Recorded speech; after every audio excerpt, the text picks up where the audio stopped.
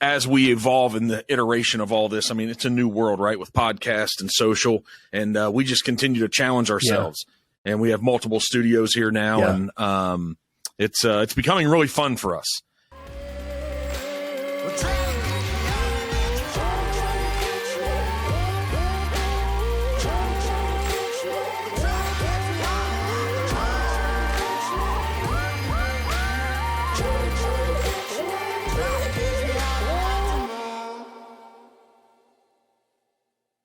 I saw in 1995 Earn Burn. Yeah. And man, I got a little snicker. I'm like, no, he didn't. Yeah, he did. So what happened in 95? Because, that's really the time when the internet started. Yeah. What's cool is it's funny that you should say that, because I was working for an ad agency. I was a concept artist, storyboard artist. I studied illustration in school and was pretty decent. I got hired by this ad agency to visualize on paper what creative directors and art directors wanted to show their clients. Okay.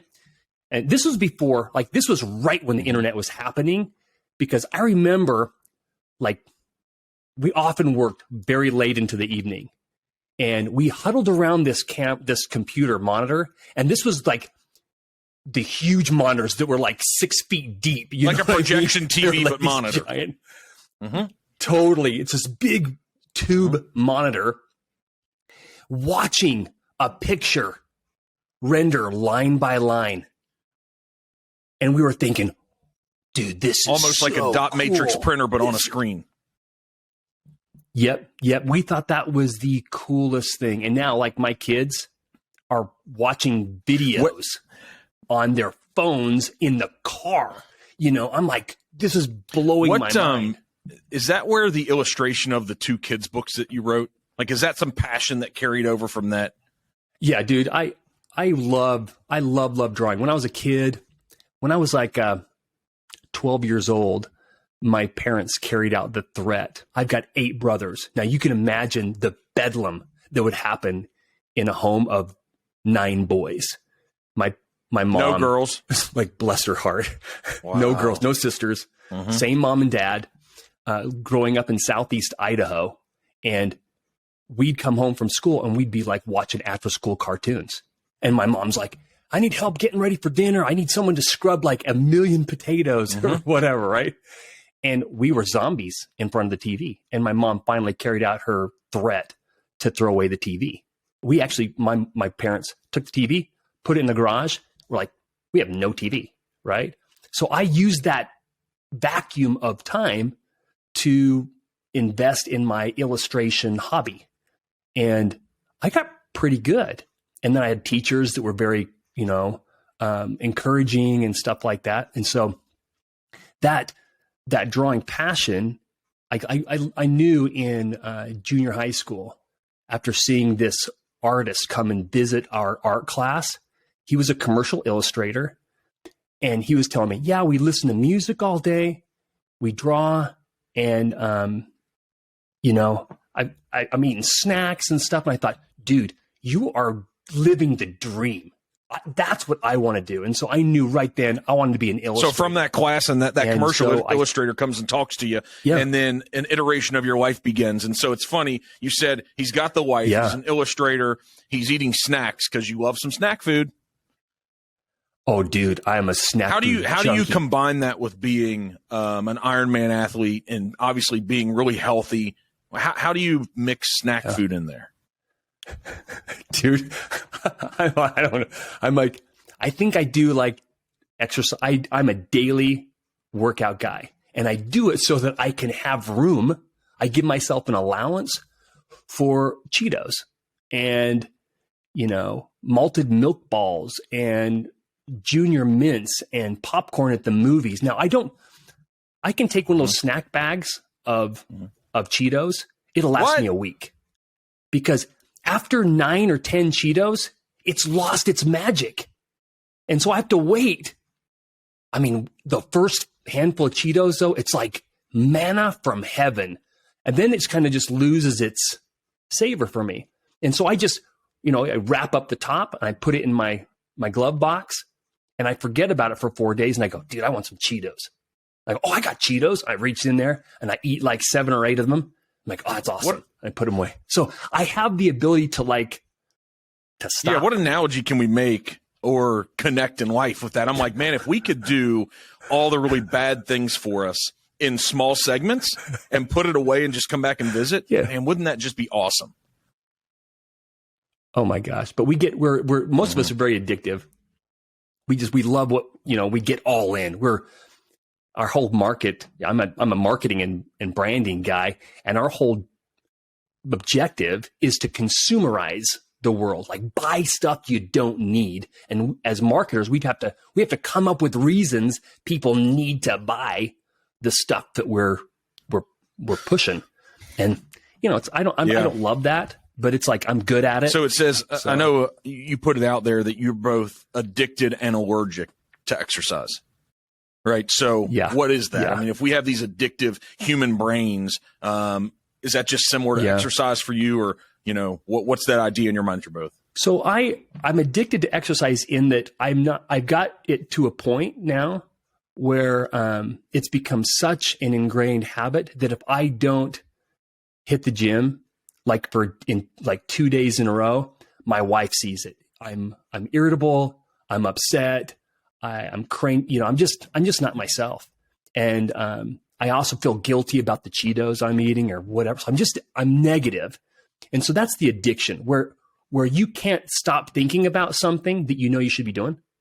It's an addictive, compulsory behavior. But I also realized when I was training for a triathlon that I came home from I was doing a brick. A brick is when you do 2 of the events exercising, prepare for them at the same time. Like a brick would be bike and swim, or run and bike.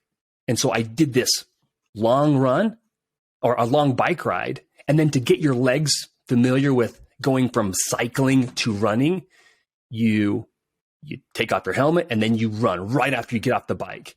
Well, I'm about 1.5 miles into this run, and I'm starting to feel like flushed, like more than just sweaty, but I'm feeling flushed. And then my mouth gets all pasty and my lips start swelling up. And I think, dang, there was a spider in my helmet and bit me. Maybe that's what it was. I get home, my lips are swollen. I've got a rash all over my body. My wife's laughing at me because I'm like, hey, baby, I think something's wrong with me. And this happened like 3 or 4 times where I got these itchy hives all over my body. And I'm like, every time I was working out. And so I went to this doctor and I took pictures. They were gross. No one wants to see these pictures. Like my butt, my back, rash my everywhere, arms, like rash everywhere. And it's super, super itchy. And this allergy specialist said, yeah, you've got, what is it? Exercise-induced anaphylaxia. And I'm like, what does that mean? He says, well, you're allergic. When your body starts to work out, the chemistry changes and your body has become allergic to that. And I'm like, allergic to exercise? That just seems like, is allergic to sweat? And he goes, no, it's not your sweat. It's just this chemistry changes in your body. These hormones go through it and then it just changes. I said, I've never had this problem before. He goes, it happens. So I basically every day, I take an antihistamine, just over the counter, cheap antihistamine, and it keeps it at bay. But isn't that ironic? Like the guy who likes to exercise. So how many times do things like that happen in our lives? I mean, we're talking about branding today, and I want to get into Your Brand Sucks and the book that you wrote. But what do we do with that when the unexpected things just arrive in life? It happens to us all the time, right? Yeah, yeah. Don't we often just when we face resistance? Isn't it tempting to just go, okay, I'm going to give up? As an entrepreneur, man. I know people who are driven to be entrepreneurs, but they're not they want to be their own boss, but they don't know what they're going to do. They're trying to invent something to do, and they keep bumping into resistance, and they go, oh, wow, that's too hard.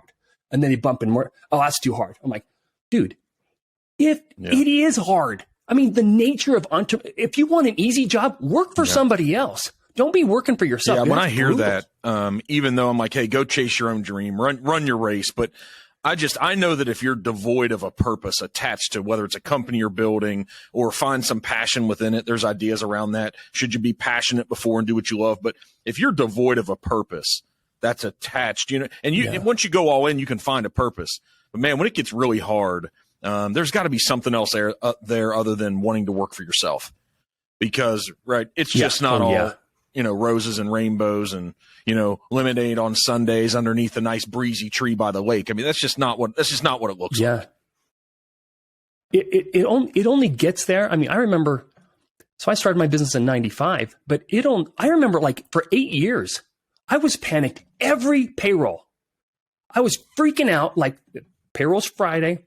I'm calling my clients on Thursday going, hey, look, I need to cover payroll. And like for 8 years, and I remember it was 8 years because I thought, why am I freaking out? And this anxiety of making payroll. And there were so many times when I was the last guy to get paid. So I got paid the next Wednesday or whenever money came in, so my employees got it first. And so my wife's like, you're working for yourself. You got your own business. How come you're not making any money? And I'm like, because I got to take care of the people who are making the business run. What about, But, it is, isn't it? It's so hard. So why keep going in those 8 years? Dude, because I loved what I was doing. I mean, I was like, one of the projects I got to do was I did a TV show for a client because I was tired of doing interruption advertising. That is typical advertising. When you're watching a football game. Well, we're going to interrupt your football game or your TV show or whatever it is, and we're going to schlep our crap. And I thought, why can't we just make advertainment? Like, make it the thing you want to watch and then incorporate your product or your brand into that entertainment. And so we created a fun extreme adventure show for this adventure brand. And that was a blast. And I got to learn a ton about production and TV. So and stuff. As the evolution of your company, 1995, are you still doing the same stuff? Because you've really built this business and how your brain operates and how you engage and coach and author. It's around branding. Yeah. So yeah. Well, it started, like I said, with illustration. I studied illustration to be an artist. But what I found is that lends itself very, very well into graphic design. And then, photo illustration and photo retouching, and now website design and print design. And so I'm doing all this creative production, TV commercials, radio commercials, and it's all basically stemming from a creative communication ability. And what I was finding is that I would have clients that were asking for things like marketing content that were incongruent with previous marketing pieces that they had done. And so I'm like, this new ad that we're creating isn't building on anything. It's just like, it's a one-off. It's because it's the first idea they could come up with. It's easy, it's fast, it's cheap. But as a series of 6 or 8 ads, and they're all different, there's no brand equity. There's nothing to say, look, we're a part of a bigger, marketing. Yeah, so what is that? Not to interrupt it, but what is, what's brand? What is it? We hear there's PR, there's brand, there's cultures, all these things. What is brand, or what should brand be as entrepreneurs and business owners? That's one of the most argued, principles, ideas, topics ever, right? And the way I view it is, so a brand is what a customer thinks and feels about a product or company. Okay, but that's not who owns the brand. The brand is owned by the company that produces that product or service or whatever. And branding is the process of defining a strategy that you want your customer or your audience to think and feel about you. And then you architect an experience that will elicit that reaction. So if your customers think that you're boring, that you're safe, that you're corporate, and you're trying to be cool, well, then obviously you're not doing a very good job communicating what you want them to feel, using the right visuals and language. And, I was consulting with this company in North Salt Lake, Utah, and their corporate brand guide was as boring and as static as you can imagine, but it was beautifully designed. But the description of the brand said, we're a forward-thinking, exciting, blah, blah, blah. And I'm going, look, you're saying the right things, but there's no way anybody, any graphic designer or creative person reading this is going to get it from the visual aesthetic. And so really, we got to put all the pieces in place, the visual pieces in place, to make sure that the customer is getting the vision of our personality. So how often do you sit with people and they articulate what they want their brand to be? Do you ever sit there and say, but you're not that? Yeah, sometimes. Yeah. So one of the first principles often, that I use is I want to find your brand spark. And that's what is it about your company that is so unique and so cool that your competitors would go, dang, that's right. They're good at that. And they crush it. And your customers go, I identify these guys by this. And what happens all the time is I'll talk to somebody and they'll say, you know what? It's our people.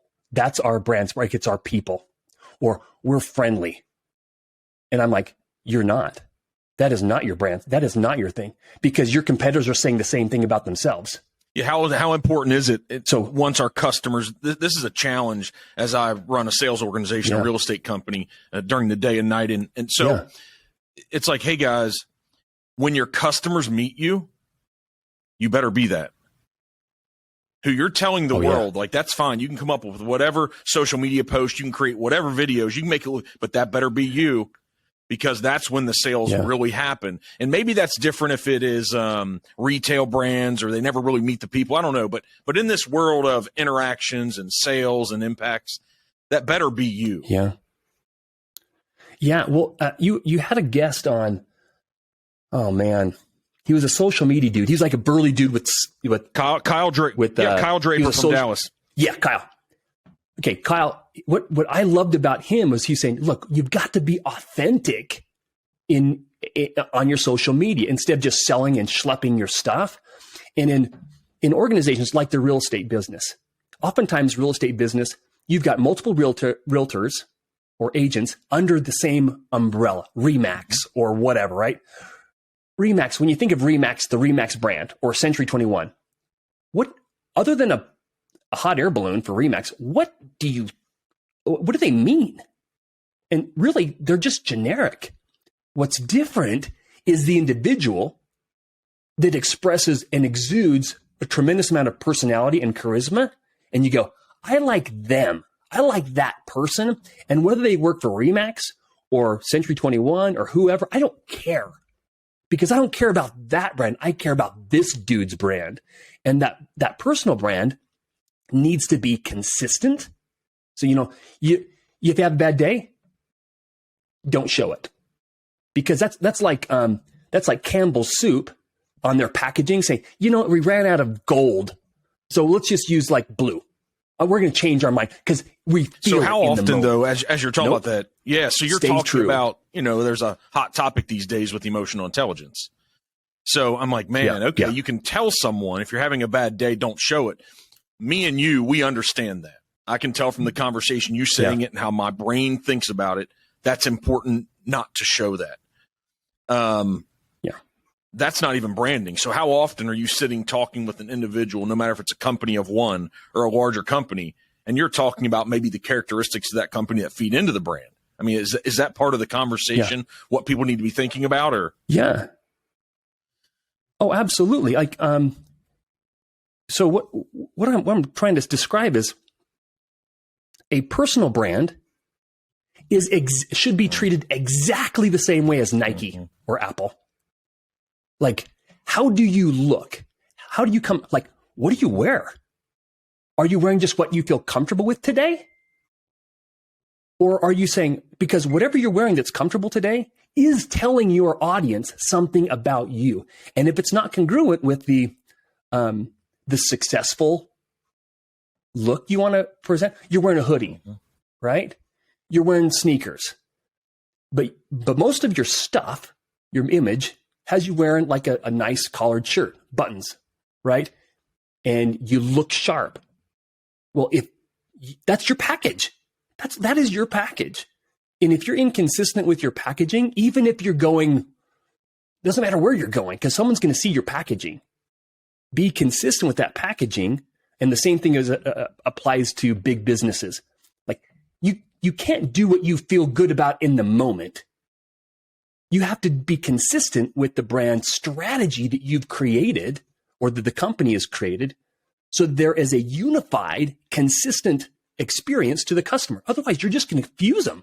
They're going to be like, who am I going to get today? Mm-hmm. The happy dude or the authentic guy? It's like, yes, be authentic to the strategy that you've created, the intentional strategy. That's why I was coming in. I was like, you know what? I want to get Ernie's take on personal brand versus business brand. You touched on it you went there. Yeah. And I think so many people don't think about that because all these individuals, even if it's a big company, all the individuals and personalities who they're bringing their personal brand to work, engaging with their clients and customers. So whether you're a realtor of one, whether you're a group of 20 people in a PR or a branding company or a company of 10,000, these personal brands matter in our interpersonal relationships, in how you do your job, connect with your clients. And so often we talk about, hey, what's the brand of your company? Working on that PR. It's like, guys, you got to worry about your own brand. It's essential. Your personal brand is very important on what I've figured out, what level of success you have in life. Yeah. But if you're working for an organization, your personal brand should be aligned with its brand as well. Otherwise, there's going to be I was working with this, I was building a brand for a convenience store chain, this awesome convenience store chain. And the whole brand was centered on adventure. Like we created a new dress code because, it's a convenience store chain. And so we had a dress code before I started coming in there or working there that was like, you have to wear khakis, no jeans. You have to have leather shoes and you have to have shirts with collars. And I was like, because that was professional, right? And I said, anybody who comes in this organization and sees this, they're going to think that we are attorneys on Friday. This is not adventurous. And if we're not drinking our own Kool-Aid, then how can we expect customers to? How can we expect our vendors to? So I said, we need to come up with a dress code that we encourage adventure-looking gear. Like what would you wear that's clean and put together on an adventure? Like jeans? Yes, you would wear jeans. You wouldn't wear, they're not going to be gross, right?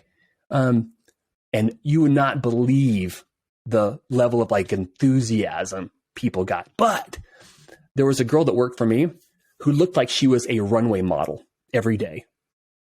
She was sharp. She was put together. But her brand was about professional appearance.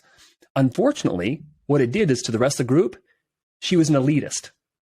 She was better than everybody else because she did not have to conform to the corporate brand. But there was nothing I could do about it because it wasn't like she was dressing crappy, but she just wasn't in line with the brand. And that creates some disharmony. 100%. So, hey, your book, This Brand Sucked, or Your Brand Sucks. Yeah. Okay, go into that. Yeah. I'm like, did he write this book because he just wanted that to be the title, or what's going on here? Right?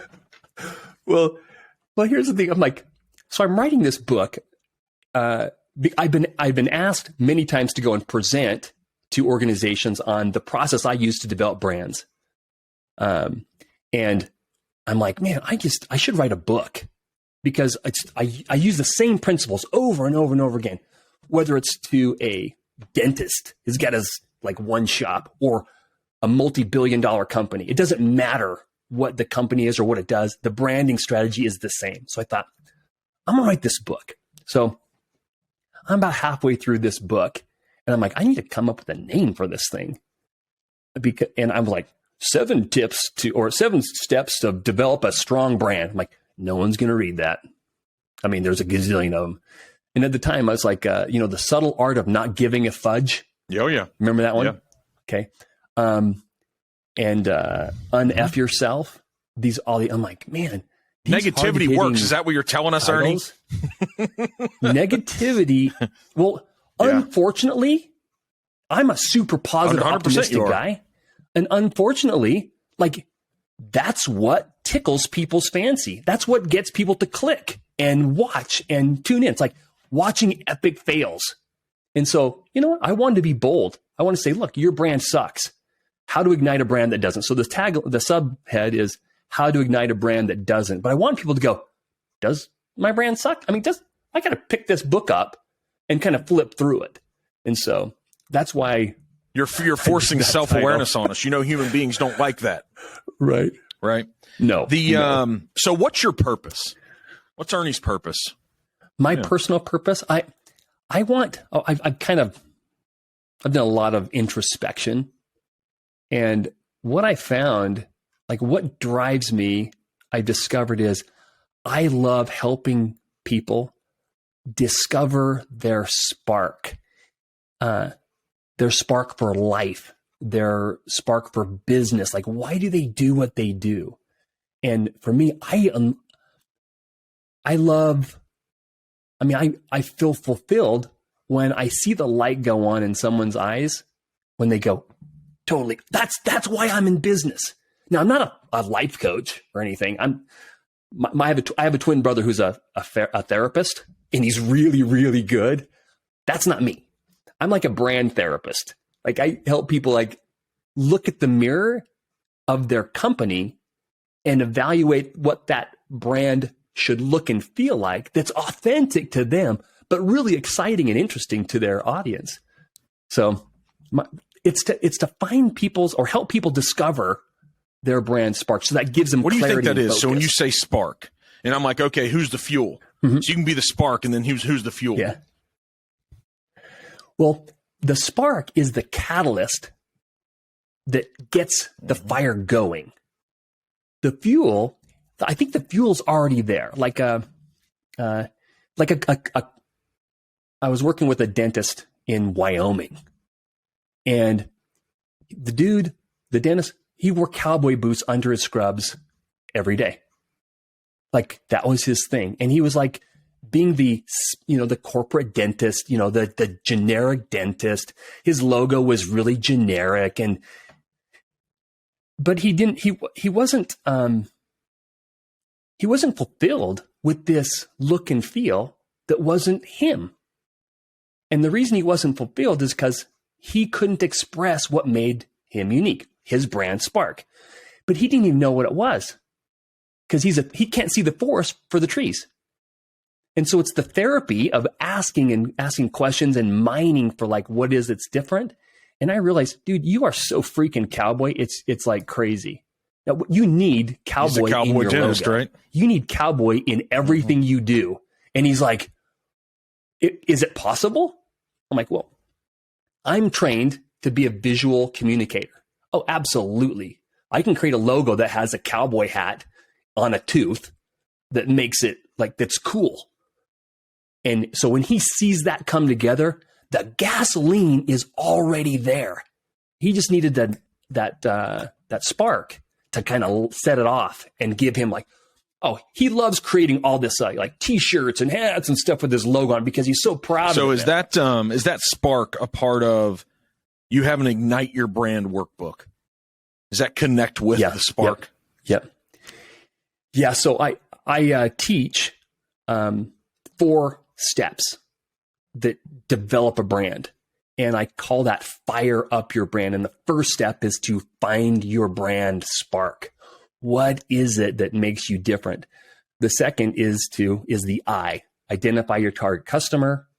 R is realize your core belief. This is the Simon Sinek's why do you do what you do? Because if you really articulate why you do what you do, then it helps kind of corral or give guidelines to the marketing materials and the look and feel that you'll create. Because you can say, is this in line with why I do what I do? Or am I doing something just to get business? You know, oftentimes I'll see companies who will kind of sabotage their own brand because, well, we need business. So we got to give like a, discount or some kind of outrageous, we'll do back rubs for a year. It's like, what the heck are you talking about? But that is incongruent with their purpose. And then the last step in FIRE is establish your brand adjectives. And I coach the process of how to do that. And I say, get 6 or 7 adjectives that you want to use to describe your brand, 2 of which can't be used to describe anybody in your industry. And that's hard. That's really hard. Mm-hmm. It's really hard. But the reason that's important is that if your adjectives to describe your brand can be used to describe anybody else's brand, then your brand's irrelevant. Your brand's irrelevant. There's nothing different. In the beginning, we talked about, you said that people start a business because they don't want to work for themselves or they want independence or whatever this idea of, I want to run a business.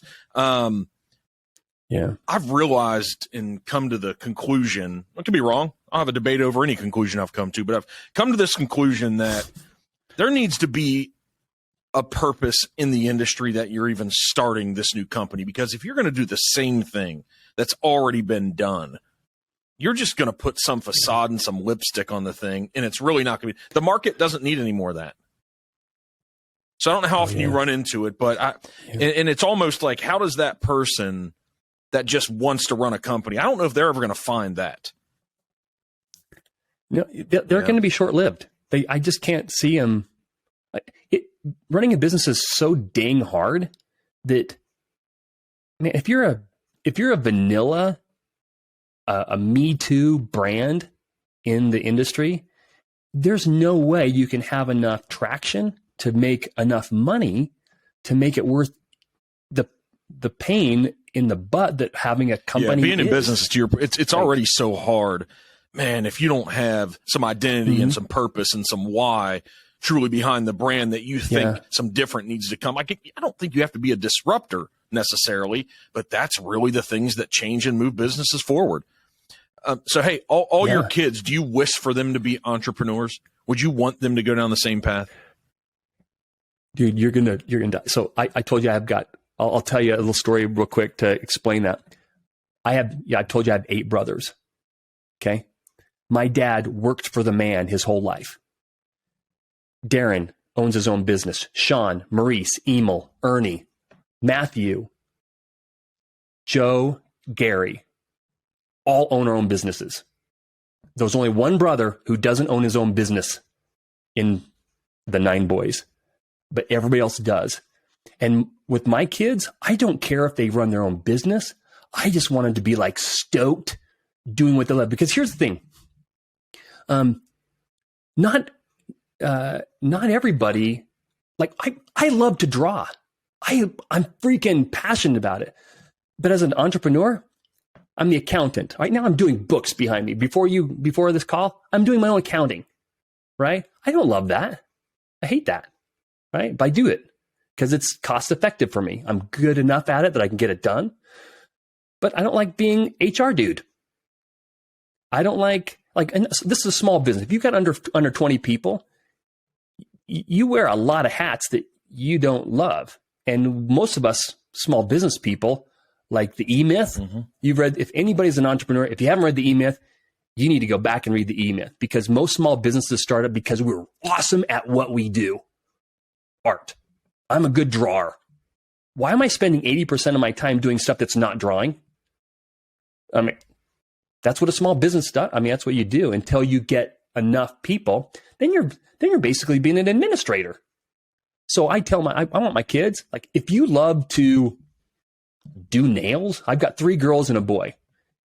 If you want to do nails, if you want to dance for somebody, do nails for somebody until you don't find joy in that.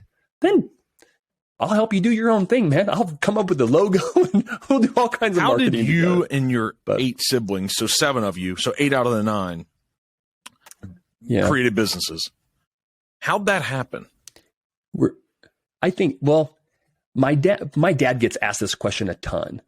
And he says, I'm not exactly sure, but I've never told my kids no, that they can't do something. You know, hey, I want to try this. Okay, go for it. You know, instead of, that might result in failure. That was never an issue. And we're so highly competitive. Another thing too, so we're highly competitive. We were raised with parents who said, you can do anything. And third is like, we were raised without a lot of financial resources. Okay. So, you know, you got 9 boys and you're an accountant. My dad was an accountant. You're not making a ton of money. And so we went without a lot of the fun things that a lot of our friends. But you created fun because there was 9 of you. You know, that's right. That's right. But how that influenced our entrepreneurial spirit was this. I can just speak for myself. I remember when I left the agency I worked at in 1995. I'd been working for 2 years at this ad agency. We would hire storyboard artists to come in. And these guys were from California. You know, we'd fly them in and they'd spend a week doing storyboards. And these guys were like in their 40s and 50s. And I was 22, 23 years old. And these guys would say, you are really good, Ernie. And my stuff was as good as their stuff, right? But they were making $500 a day when I was making like $2,000 a month. I'm like, wait a second. If I'm as good as you are, and you're making this much money, why don't I do that? You know? And so I remember when I left, I decided to leave this agency. And you got to understand, my father-in-law is like really protective of his baby girl, you know? And he sees that my salary doubled in 2 years. And he sees me on this awesome trajectory working for this agency. And I told him, I'm going to leave. I'm going to start my own thing. And he's like, Ernie, you're an idiot. What are you doing? You're throwing it all away. And I remember in 3 months, I had earned as much as I had the previous year. And I'm like, dude, I'm all in. This is awesome. And then at the end of that year, I had an accountant say, well, you have to pay taxes. I'm like, wait, what? What are taxes? Mm-hmm. What was your wife's attitude? You were young. You were probably recently married. Yeah. Young. Yep. That's her father-in-law's. I'm sure you love the guy. He's awesome. But he's awesome. What was her attitude and mood? Because she had been more impacted by him thus far in her life than you. Yeah. Yeah. You know what was cool is, and she's always been this way. She has so much belief in me. And dude, I'm getting emotional now thinking about how every time I've done something like risky and I've tried it, she looks at me, she'll say, you've never led us the wrong way. You'll be fine and you can make it happen. And I'm like, man, she's an angel. Like in my eyes, she's a freaking supermodel. I couldn't get better. I could not get better, but I can't imagine being married to somebody who is doubting every move I made and challenging all the decisions I made and second guessing me. But she has been like 200% supportive of everything I've done. All these people that, so many people that are successful from all different realms of business and life. And we call it entrepreneurship now. Yeah. Anyone that I talk to that has achieved an above average level of success has a few significant people around them. And it's that story of your wife because what's fascinating about her without even meeting her is that she didn't know what she was signing up for. Nope. But all in. And that commitment that she has to you. Yeah. I got to tell you, she lived 45 minutes away from me and I drove a old Hyundai piece of crap car, had no air conditioning. And I would drive 45 minutes in the summertime. We fell in love at cheer camp. I was an instructor for a cheerleading company, and she was hired to be an instructor as well. And so there's like, we would travel all over the West at colleges teaching cheerleading, and so I met her in the summertime, and I would drive down to visit with her. My back was sweaty, gross, sticking to my shirt. And I have this piece of crap car. And we're dating for like 9 months, and I propose, and I'm young. She's young. We're both stupid, and we're in love, and we make it. We've been married for 30 years. But that when you said, what caused your wife to kind of have faith in you? Like, there was nothing. Like, I had no other than drive and talent. And I think she could see the talent, and she knew my work ethic. I would outwork anybody. I don't have all the talent in the world, but man, I will work my A off to get things done. What's fascinating is that approach that you guys took the relationship, and especially with her, it's an all in. I was talking to someone yesterday, and they're like, man, I'm in too deep. Yeah. There's no turning back. I started this thing. I've gotten this far. I'm in too deep. And it's like, I bet she's had that thought a moment or two, like, I'm in too deep. But I think in business, maybe that's the factor. You said, hey, I'm not the smartest guy. So many of us say that. You're like, but man, I'll outwork anyone. I have tenacity inside of me. There's probably resilience. There's persistence. There's all these things. Mm-hmm. That approach that she took with you is the thing that is necessary if you think you want to be a business owner and entrepreneur. That same attribute that she took with you, and probably the approach you've taken for 30 years, is the same thing that you have to take when you're approaching starting a business. And if you've got that, I think so. Well, your brand will come out. Oh yeah. Yeah.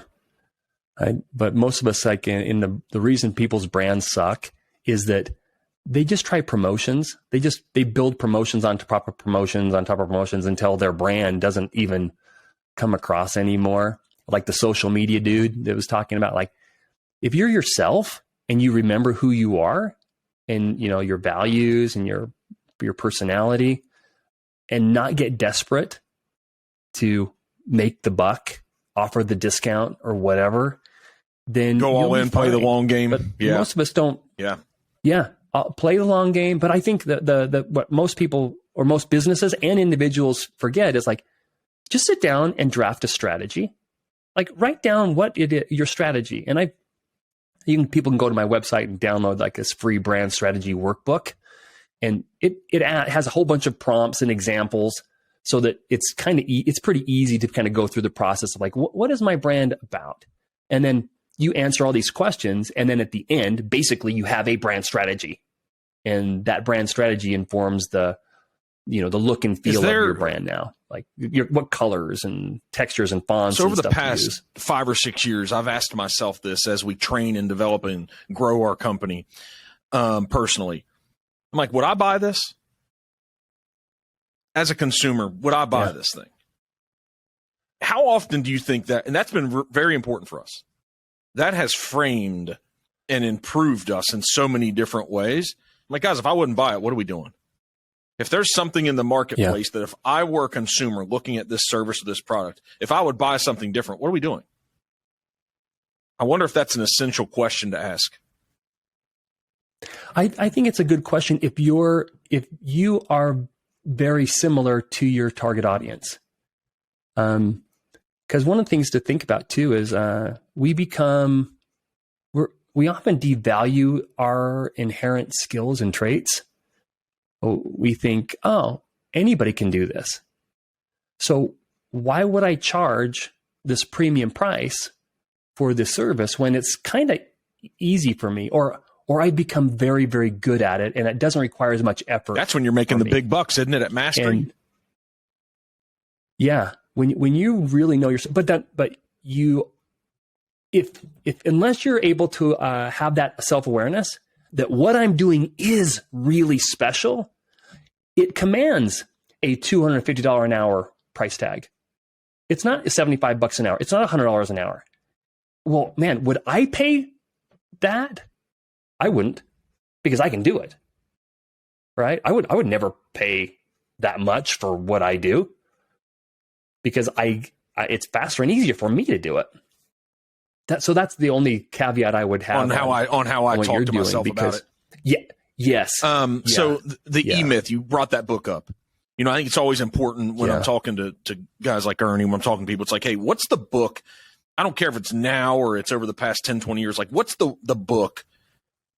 And who knows, in these moments, like, Mark, I don't remember the book, but is there one that really made its biggest impact on you that you're like, man, if I wouldn't have read that, I wouldn't have found an unlock? Is there one? The EMyth was really helpful. Good to Great was awesome. But, you know, my business never got more than 16 employees. So I'm not a big business guy. One of the ones that like made a huge personal impact on me was Tim Ferriss's 4-Hour Work Week. Work for work's sake. He talks about work for work's sake. And I found myself a lot working, being busy, but not really moving the needle strategically, because I was like, okay, this is something I can do. It's off my my list of things to do. But if I didn't do some of those things, we'd probably be okay. I should have been doing something else instead. And the 4-Hour Work Week isn't about working 4 hours. It's about being very decisive about where you spend your time to get the maximum amount of results. And so, yeah, my wife would tease me all the time because I have like my set of scriptures on my nightstand. And for years, I would have the 4-Hour Work Week on my nightstand. And my wife would tease me because I'd quote him. And she'd say, "You're talking about Brother Ferris again," like a spiritual teacher. What do you think is what's the idea that you get up with there? Here's what's funny. You're an intentional guy, I can tell. You have intention behind so many parts of your life. Am I correct about that? Yeah. Oh yeah. I'm goal driven. Like I've got, New Year's resolutions, very specific things I want to accomplish. How do you stay disciplined to that intention? Yeah. Dude, that's the hardest thing, because there's so many things I want to do. There's so many interests I have. So I was an executive at this, I'll kind of back up a little bit. In 2001, my little agency was hired to do marketing and branding for a large convenience store chain. We completely rebranded this company, and it took off like crazy. 9 years later, they hired me full time to be their marketing guy. Okay. So that's kind of the background. So I'm working, and I've got this, I'm still doing side gigs, on the side, because I still have my own business. Right. One of my executive co-parts, he and I were really close. We retired from this company about a year apart. So I left before him, because I was a year before. I got vested with some stock options, and I had to exercise those when I left. He left a year later. 3 months later, he and I are talking. He goes, "Dude, I am bored to death." And I said, "I have no idea what that even feels like. No clue. I have never been bored, because there's so much stuff I want to do, try, experience, whatever, that there's not enough hours in the day to get all the stuff done that I want to do." And so that discipline has been a challenge for me, because I want to do so many things. I came up with this phrase that it became a mantra. Great idea. Let's not do it. Because I had too many ideas. Oh, that's a great idea. Let's not do that. Or let's not do that yet. So I'd go, okay, cool. That's a cool idea. I'm going to put it on my whiteboard or put on my list of things to do in my not yet. So I had to be focused on the things that I had already determined were important to me. This was part of my strategy. I will just focus and focus and focus, because I used to be like, what's that? The groundhog versus the fox or something like that. Yeah. So I always say like, oh, squirrel, like chasing. Let's say squirrels are all over the place. Yeah. It's like, oh, that thing. Oh, let me go get that. Oh, there's that happening. Right. Yeah. Yeah, I don't have that. I had to force that discipline, because it did not come naturally to me. I don't think it does. Do you think that's what's so important about identifying a purpose and a why. I'm not trying to tie stuff together, but as I'm thinking about it, I'm like, man, if you have all these interests and we're excitable people and we just want to go all the time, but we really need to stay focused on these core fundamental activities that we need to partake in.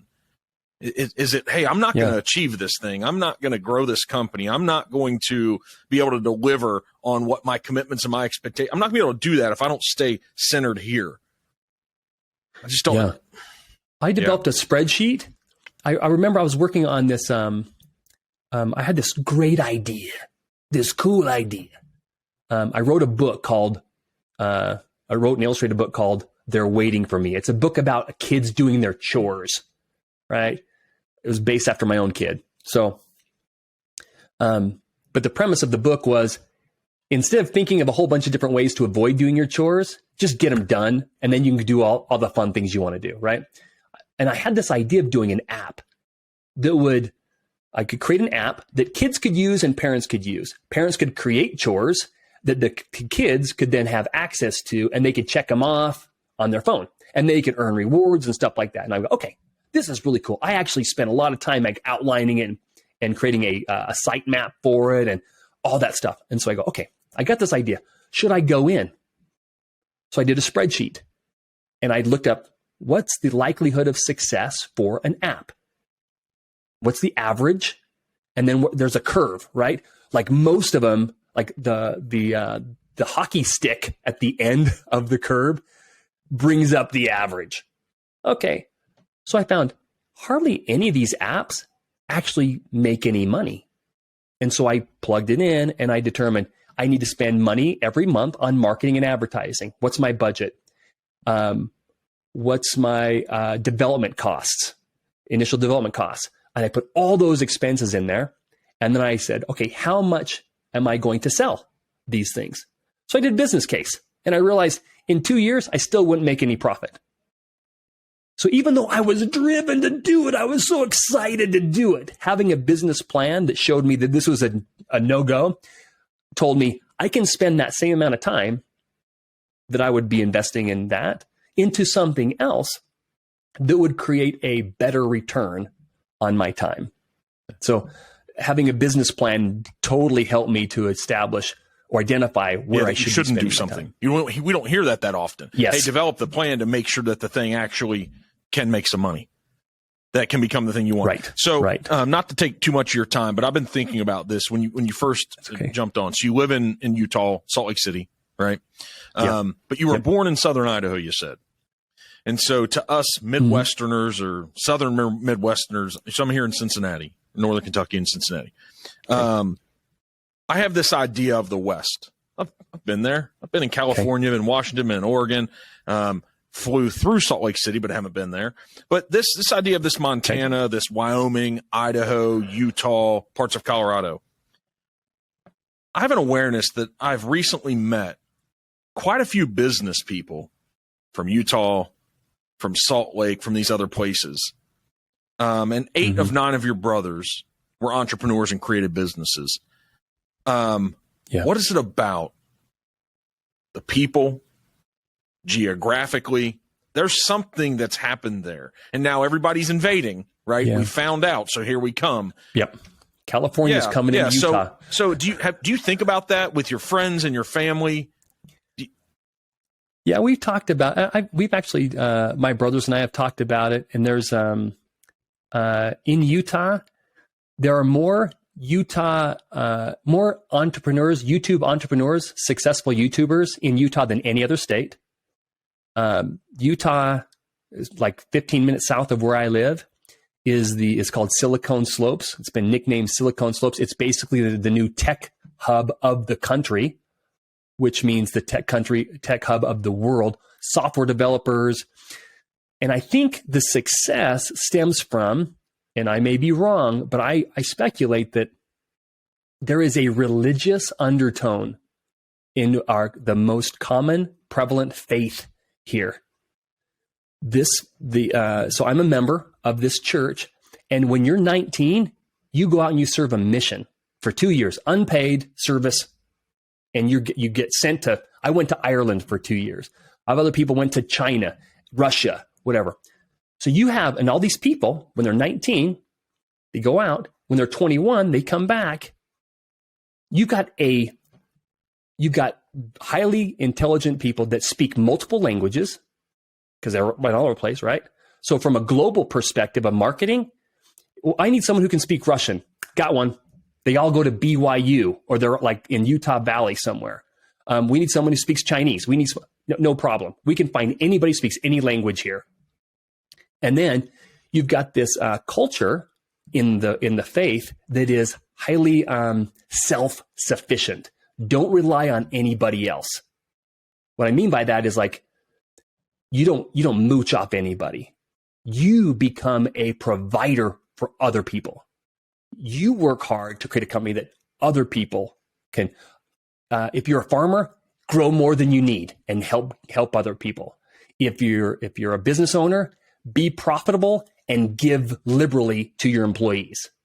So there's this like, you've got to take the reins, and we don't drink alcohol. We're not partiers. So we're like very sober, highly focused. It's almost a built-in servant leadership model that is brought back. Yeah. And that is just through and through the culture. Oh, absolutely. Like, I currently, I've been 4.5 years as like, an unpaid clergy minister. I'm responsible for 467 members of my church that go to it's my congregation. I don't get paid, but I'm in charge of like all the, the Sunday school classes and this class and this class and getting speakers and people who speak in church are not me. It's not me. I'm not paid. We get members. Just, Jim that lives across the street. Hey, Jim, can you speak and give a sermon? You and your wife? Yep. So we have this, like, if you grow up in that kind of a culture where every once in a while you have to speak in front of a large crowd, or you teach Sunday school, or you teach whatever, man, when you get in the professional world, do you have any problem speaking and leading a group? Yeah, you're going to have a level of confidence because you were trained. Yeah, you've been trained on it. So there's something happening, and that's funny that I didn't know it was the new hub of tech. I've just felt it. It's like there's something happening in those areas, and I'm sure that even the ruggedness, if it's Montana and Idaho and Wyoming and those areas, there's got to be something about that too, about a self-sufficiency in life. Not relying on others. Well, give us some parting shots or one parting shot about. I know you've told me about brand suck, so thank you about that.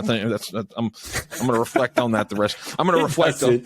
It's not an observation. Well, that's a statement. Sorry. But around branding and what that I can selfishly take away, and anybody else that's listening and going to give us the parting take on brand. Well, I think.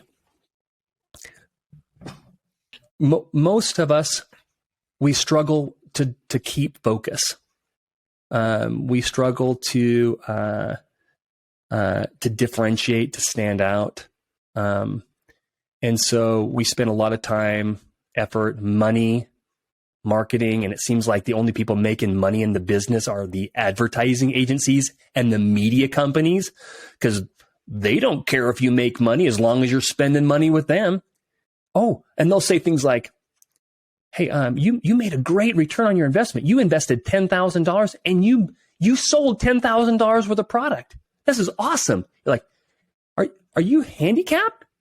You don't break even on that. That's loss. That's a huge loss of money. Oh, yeah, so it's the media people that make all the money. But in branding, in order to get focus and clarity, you've got to develop your strategy. What are you doing to get your customer to fall in love with you? Because purchase decisions are emotional. 95% of all purchase decisions are subconscious and emotional driven. Even the minute you think you're weighing out the cost benefits, it's already over. The decision was made before that even started happening. So instead of trying to convince people why they should use you because you've got great benefits and your cost is lower, get them to love you. Get them to like, that We hang out with people we like. They share our values. They share our style. Make that your message. And when they fall in love with you, they'll go, Apple, I'll spend more money on a computer or a phone. Yep. I'm not looking for value. I'm not. I'm looking for connection.